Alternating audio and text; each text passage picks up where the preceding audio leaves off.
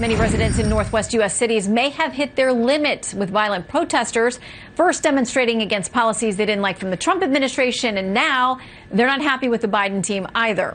As Portland residents clean up from another weekend of destructive riots, local headline reads, Portland residents angry as protests, shootings, Royal City. Let's discuss the situation there and in Seattle with KTTH radio talk show host Jason Rantz. Good to have you back, Jason. Thanks for having me.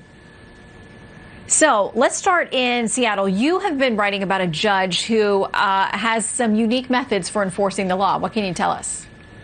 Yeah, her method is not really enforcing the law. Her name is Judge Lisa Paglasati, and you and I have spoken about her in the past. She keeps popping up on my radar because dangerous suspects go in front of her court, and she never requires bail, or at least she doesn't seem to. She releases these folks on their own personal recognizance. I mean, we have individuals who are going in front of her, including one Antifa style member, or someone who was trying to join the cause potentially, who was involved in vandalism on the inauguration night riot here in Seattle, released on his own personal recognizance. We had a group of drug dealers, allegedly, who were selling out of homeless tents in downtown Seattle. One of them went in front of her, released on their own personal recognizance. And then you had two suspects in a West Seattle robbery involving stealing a gun, hiding the gun, and saying, they'll tell us where the gun is so long as you let the guy go, released on his own personal recognizance. So we're seeing a trend here where there isn't really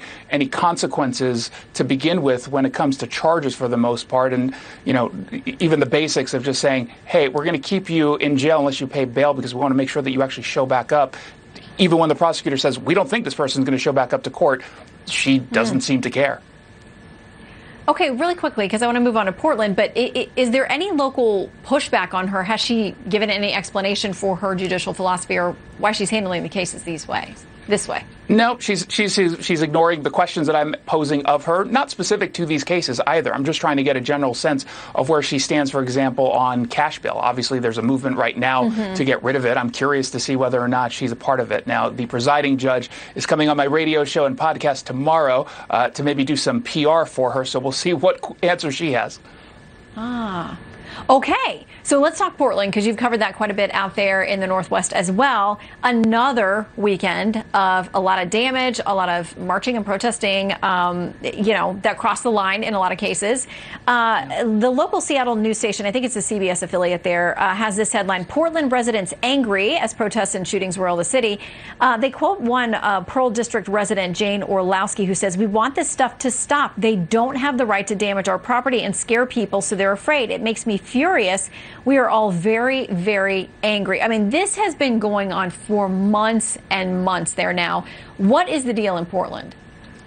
Well, the deal is finally people are starting to wake up and take this seriously. And I mean, for anyone in Portland or Seattle, for that matter, to actually speak up against these moves shows you the level of desperation. For the most part, people will stay silent out of abject fear that they will become targeted, or because generally they identify with the underlying cause behind the violence. They are now speaking up because it's completely senseless, and they realize that this was never just about Donald Trump. These are radical activists in Antifa, some just other agitators who want to cause this level of violence and chaos because they want to break down institutions and then rebuild them in their own image.